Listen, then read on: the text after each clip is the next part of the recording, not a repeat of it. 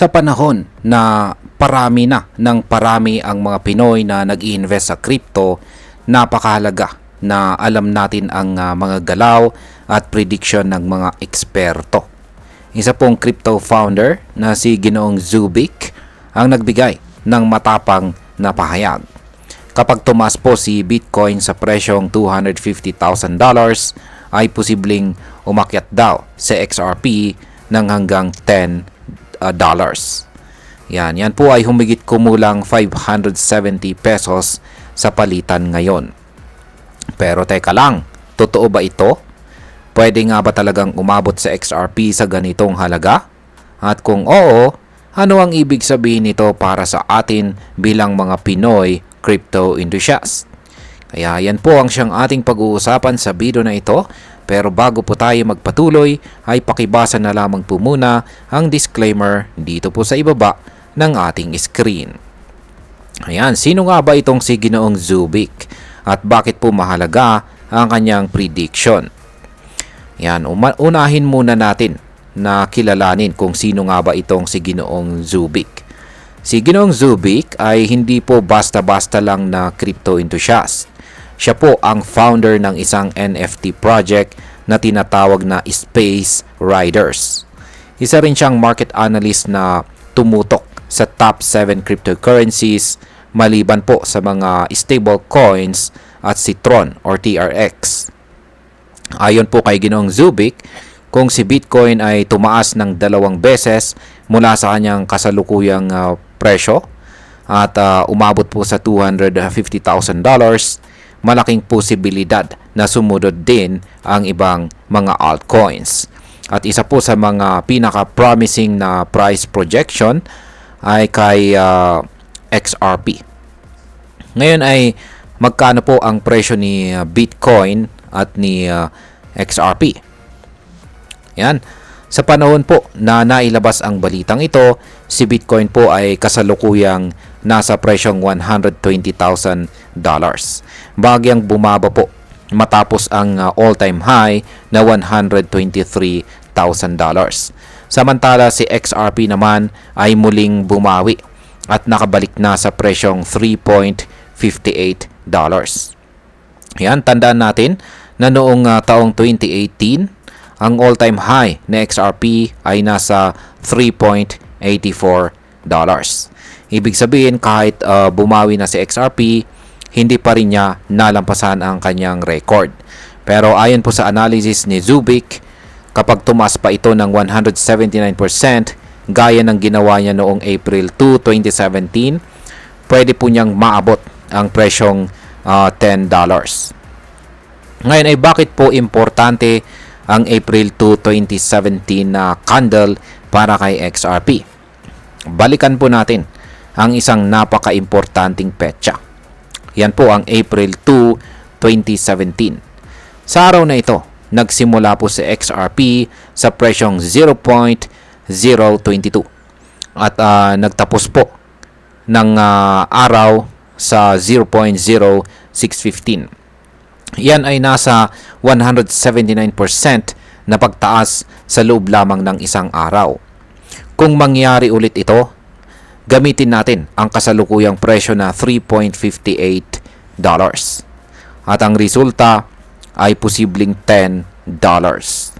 Ayon din sa Crypto Basic, ang ganitong klaseng price movement ay hindi imposibleng mangyari, lalo na kung magiging bullish ang buong market. Ngayon ay ano pa ang sinasabi ng ibang eksperto tungkol kay XRP? Hindi lamang po si Ginoong Zubik ang may bullish na pananaw kay XRP. Si Ginoong Egrag, isang kilalang crypto analyst, ay nagsabing pwedeng umabot sa XRP sa $10 gamit ang mga technical na analysis gaya po ng Gaussian channel, kangaroo pattern, at exponential moving averages or EMA. Bukod pa riyan, si Ginoong Eduardo Farina naman mula po sa XRP Healthcare ay nagbabala. Ang mga magbebenta ng kanilang XRP kapag umabot ito ng $10 ay gumagawa raw ng lifetime mistake. Ibig sabihin, naniniwala siya na kaya pang tumaas na XRP ng higit pa sa $10. Ngayon ay balikan na po natin si Ginoong Zubik. Yan, kung ano po yung kanyang sinasabi tungkol sa iba pang mga altcoins. Bukod po kay XRP ay nagbigay rin ng prediction itong si Ginoong Zubik para sa ibang mga altcoins. Una ay si Solana.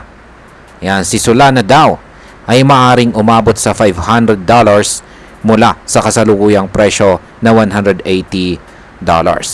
Ito po ay katumbas ng 177% na pagtaas. Pangalawa ay si Ethereum. Inaasahang babagsak po sa presyong $2,500, isang 30% na pagbaba mula sa kanyang kasalukuyang presyong nasa $3,500. Pangatlo, si BNB naman ay pwedeng umakyat daw sa $1,500 mula sa kanyang presyo ngayon na $733. At pang-apat, si Dogecoin naman ay posibleng tumaas daw ng halos 757% at umabot sa presyong $2. At ang panghuli ay si Cardano or ADA ay may malungkot na kinabukasan dahil pinaniniwala ang babagsak daw ito ng 82% hanggang sa 0.15 lamang. Ngayon ay totoo nga ba na aabot sa XRP sa presyong $10? Kung susuriin natin ay may posibilidad, pero hindi po ito garantisado. Kailangan munang makamit ni Bitcoin ang presyong $250,000 na sa ngayon ay mahigit doble pa ng kanyang presyo. Posibleng mangyari ito kung magpapatuloy po ang bullish momentum. Mas marami pang institutional investors ang pumasok at magkaroon ng global adoption sa crypto. Ngunit tandaan po natin, ang crypto market ay napaka-volatile.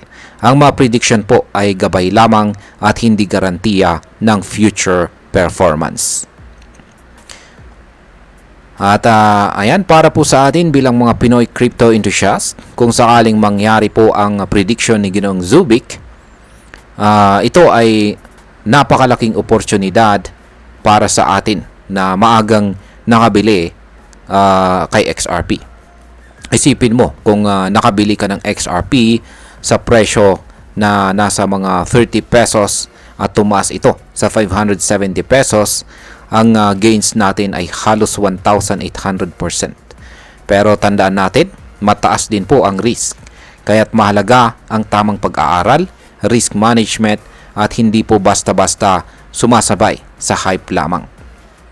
At bilang panghuli, ang masasabi ko naman tungkol dito ay ang prediction na ito ay maaring inspirasyon pero hindi dapat gawing basihan ng ating financial decisions. Maganda na alam natin ang mga insights mula sa mga eksperto tulad ni Ginoong Zubik, pero mas mahalaga pa rin ang ating sariling research, risk analysis at pagiging responsable sa bawat investment na gagawin natin. Si XRP po ay may potensyal, pero hindi ibig sabihin na tiyak ang pagtaas niya sa $10. Bilang mga crypto traders at investors dito sa Pilipinas, kailangan nating maging maingat at matalino, lalo na ngayong marami ang nagsasamantala sa hype.